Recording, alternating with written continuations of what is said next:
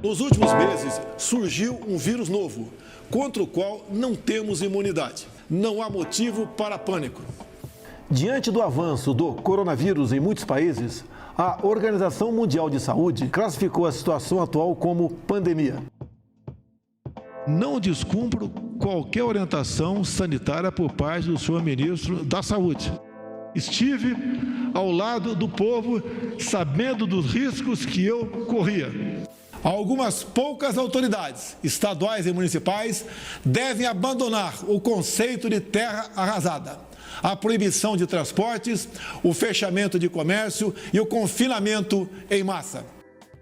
No meu caso particular, pelo meu histórico de atleta, caso fosse contaminado pelo vírus, não precisaria me preocupar. Nada sentiria ou seria, quando muito, acometido de uma gripezinha. Devemos, sim, voltar à normalidade. Que Deus nos proteja e abençoe o nosso Brasil. Nós estamos passando no Brasil por uma fase que é de crescimento exponencial do número de casos, né? Lembrar que, como demora alguns dias para a gente ter o resultado definitivo dos testes, a gente está sempre olhando para um passado recente. Então, quando a gente contabiliza o número total de casos, a gente está sempre olhando para alguns dias atrás. Então, a gente está numa fase de número ascendente de casos e a gente vai saber dentro das próximas semanas qual é o resultado das medidas de distanciamento social, das quarentenas que estão sendo realizadas nos estados.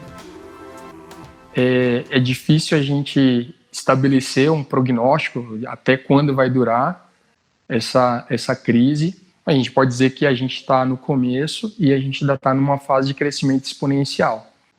A gente espera que com as medidas de afastamento social, com as medidas de quarentena, com a intensificação das orientações de higiene das mãos e etiqueta respiratória, a gente consiga diminuir a velocidade da curva.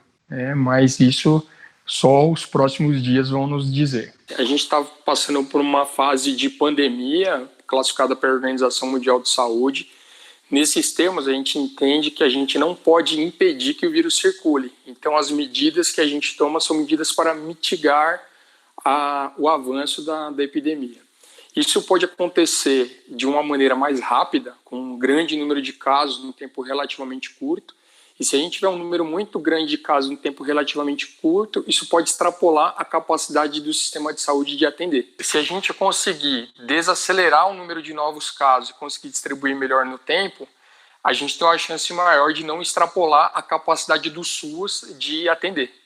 É isso. Então, a gente tem que tentar diminuir a velocidade de propagação dessa epidemia com vistas a não extrapolar a capacidade do sistema de saúde de atender os casos mais graves. Lembrando que 80% dos casos são leves, 20% dos casos vão precisar de assistência médica e 5% dos casos vão precisar de terapia intensiva. Então a gente tem que ter leito de internação e tem que ter leito de terapia intensiva para poder atender os casos mais graves. Desde 1988, a saúde consta na Constituição Brasileira como direito de cidadania, a saúde é direito de todos, dever do Estado, a partir do Sistema Único de Saúde, né? O Brasil ele é um dos maiores sistemas públicos de saúde do mundo. Não tem nenhum país com a população maior do que a nossa que ofereça saúde como direito para toda a sua população. Então, em momentos como esse de crise sanitária, a gente observa que os países que têm sistema universal conseguem dar respostas mais eficazes para o conjunto da sua população. E isso é verdade sempre, mas em particular em um momento de crise sanitária como essa, a gente percebe que quando algum grupo populacional está excluído da assistência à saúde, então ninguém está em segurança. As pessoas que circulam sem atendimento, elas podem transmitir essa doença livremente para outras pessoas. Então a gente tem aí dois exemplos. A China, por exemplo, é um país que não oferece sistema de saúde, a saúde como direito de todos. A assistência na China ela é privada essencialmente, inclusive para as camadas mais pobres da população. E temos os Estados Unidos da América também, que tem os testes para o coronavírus são testes pagos, e a gente tem a ideia de que os casos estão subnotificados por conta de pessoas que não conseguem acessar o sistema de saúde e não conseguem arcar com o custo dos exames. Então, a gente tem vivido no Brasil, viveu uma expansão do SUS até 2016. A partir de 2016, com as reformas do Estado, a partir do governo Temer, o governo passa a dizer que o SUS é grande demais para caber no orçamento. E, enfim, os cortes de recursos do SUS, eles têm incorrido em fechamento de leitos hospitalares, têm incorrido numa diminuição de recursos humanos, têm incorrido numa diminuição da cobertura de estratégia de saúde da família, aumento de mortalidade materna, aumento da mortalidade infantil. Então, é verdade que o SUS está sobre desmonte, tá? Nós estamos passando por um desmonte do SUS, assim como outras políticas sociais. E agora, eu acho que o próprio mercado, né, exceto os setores ultraliberais, eles têm visto que se custa caro oferecer saúde, custa muito mais caro não oferecer. Então, a gente está no momento de defender a saúde como direito de todos, direito de cidadania, não só no nível nacional, mas também no patamar internacional, porque, enfim, se a gente segregar determinados conjuntos humanos por sua origem de nascimento, pelo país que vive, pela sua condição social, então nós não estamos seguros, né? Principalmente nessas situações de pandemia como a gente está vivendo agora. Então, é hora de reafirmar o SUS e lembrar que os setores de capitais, né, eles impõem diversas reformas de diminuição do tamanho do Estado, só que, enfim, o capital já saiu, a Bovespa despencou, como outras bolsas de valores, a economia real está sendo bastante prejudicada, e quem está oferecendo resposta são os servidores públicos. São os servidores do SUS, são os servidores das vigilâncias e da assistência também, são os profissionais de relações internacionais, da diplomacia, no nosso caso, setores militares também, que são os servidores públicos. Então, sem deixar de esquecer das universidades públicas, institutos de pesquisa. Então, tudo que o neoliberalismo ataca, dizendo que é grande demais, e que deve ser reformado, e que deve ser diminuído, e que deve haver corte de gastos, de investimentos, que seja, são esses setores que estão dando resposta à pandemia pelo coronavírus. Então, é importante a gente fazer uma análise concreta do discurso de quem desqualifica o SUS, a universidade pública, os institutos de pesquisa, a ciência como um todo, né? E está no momento da gente defender o SUS, defender os nossos servidores, defender a nossa universidade, nossos institutos de pesquisa, que é onde está a resposta possível. Tá, assim, a Itália é um caso à parte no mundo, né? Então a Itália tem uma taxa de letalidade maior comparado com qualquer outro país, um número de infecções muito alto mesmo comparando com seus países vizinhos. Então o caso da Itália é um caso à parte. Não tem resposta simples, não tem uma resposta imediata. Na Itália aconteceu a crise que aconteceu por conta de uma coisa pontual, né? A gente entende de gestão de risco que quando uma situação acontece, normalmente é uma somatória de fatores. Então, a população italiana, se é uma população mais envelhecida, com a faixa etária maior, provavelmente concorreu para o número de casos mais graves e a maior letalidade. Provavelmente a Itália não fez diagnóstico dos casos leves, né? Provavelmente o vírus já estava circulando há um tempo, sendo que cerca de 5% dos casos são mais graves e requerem terapia intensiva. Quando a Itália tomou conhecimento da epidemia, já havia muitos casos internados, muitos casos graves, enfim. No Brasil, a gente tem proporcionalmente mais leitos de terapia intensiva do que a Itália, por exemplo. Então, a priori, a gente tem uma rede que pode dar conta, mas uma coisa que é importante a gente destacar é que a oferta ela é desproporcionalmente maior para quem tem plano de saúde e quem tem quem tem acesso aos serviços privados. Então, está na hora do Brasil, da gente como sociedade civil, a gente exigir que saúde seja de fato o direito de todos e que os recursos, que os respiradores, que os serviços de saúde estejam distribuídos de uma maneira equânime, de acordo com a gravidade dos casos, não apenas com a capacidade de pagamento das pessoas, senão a gente não cumprirá o que está destacado na nossa Constituição. Então, temos estrutura, temos inteligência de vigilância, temos uma capacidade de pesquisa e de produção de conhecimento também. Então, no Brasil, nós temos estrutura para dar resposta. A nossa curva, no momento, preocupa. A gente está numa fase de crescimento exponencial.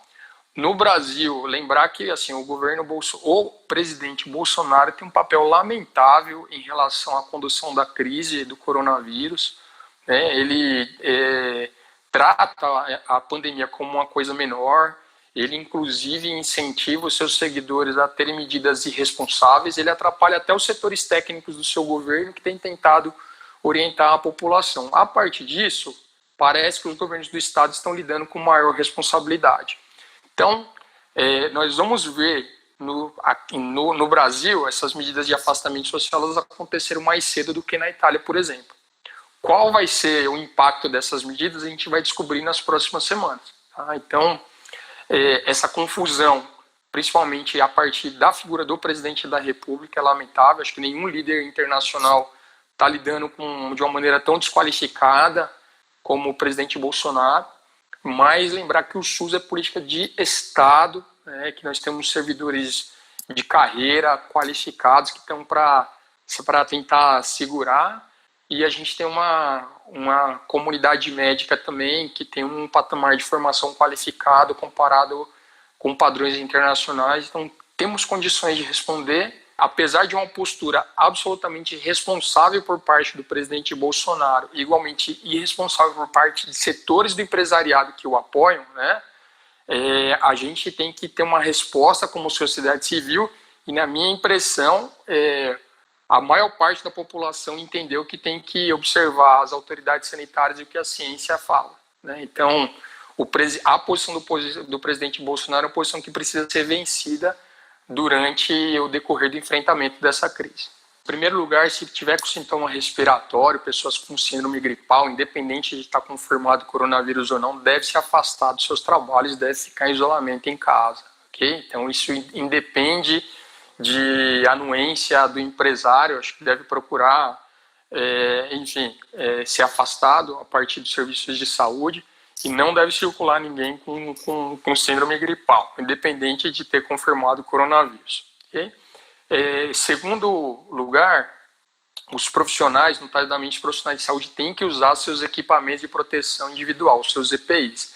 A gente tem recebido diversas denúncias, eu sou do Sindicato dos Médicos de São Paulo, em relação a hospitais e a gestores que não têm oferecido os equipamentos de proteção individual. Então, os trabalhadores que vão estar na linha de frente devem estar devidamente protegidos e eu sugiro que as pessoas limitem ao máximo as movimentações. Então, tudo que for confraternização, cultos religiosos, encontros envolvendo muitas pessoas, eles devem ser suspensos nesse momento e o que for possível ser feito de encontros a partir da internet, a partir de meios de comunicação,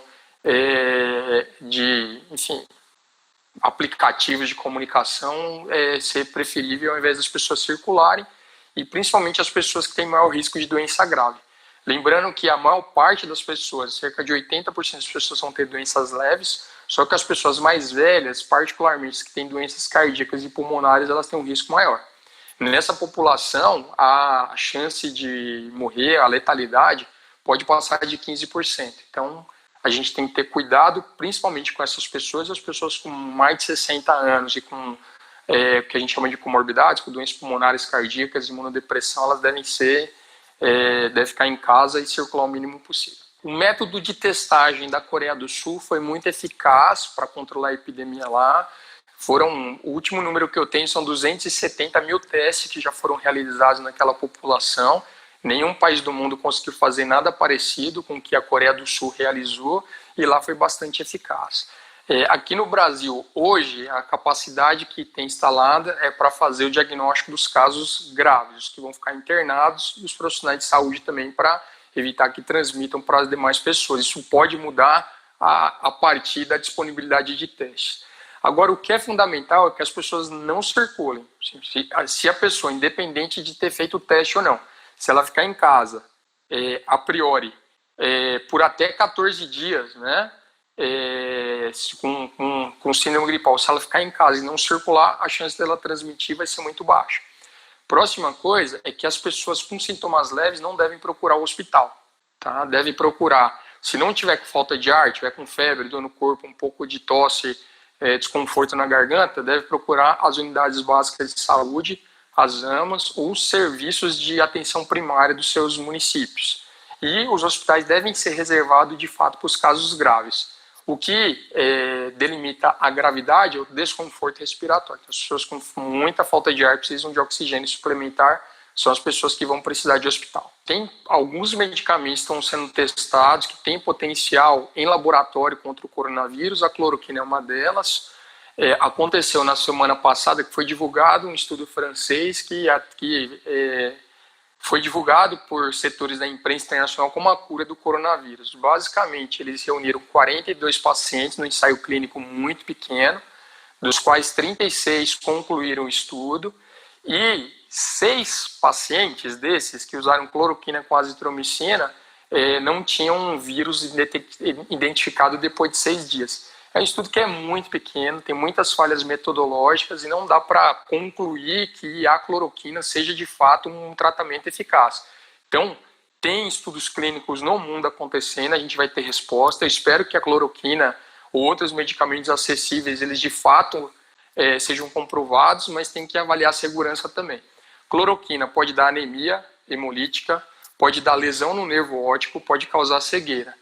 Além disso, a cloroquina é um remédio fundamental para pessoas que têm doenças reumatológicas, pessoas com lúpus, artrite reumatoide e outras doenças chamadas popularmente de reumatismo, precisam da cloroquina. Bolsonaro também limita de uma maneira irracional o que o Trump fala, né? Enfim, até com uma ingerência em relação às agências sanitárias respectivas, o FDA e a Anvisa, né? Com uma ingerência a partir da autoridade presidencial, acabaram tomando medidas que, na minha opinião, são muito questionáveis, porque os estudos foram pequenos, tem problemas metodológicos sérios, não foi avaliado o desfecho de segurança. Então, a gente tem que ter muita calma e tem que parar de correr atrás, né, de qualquer sinal e não divulgar que existe uma cura definitiva ou que é um tratamento seguro e eficaz. Nós não podemos afirmar isso ainda, infelizmente.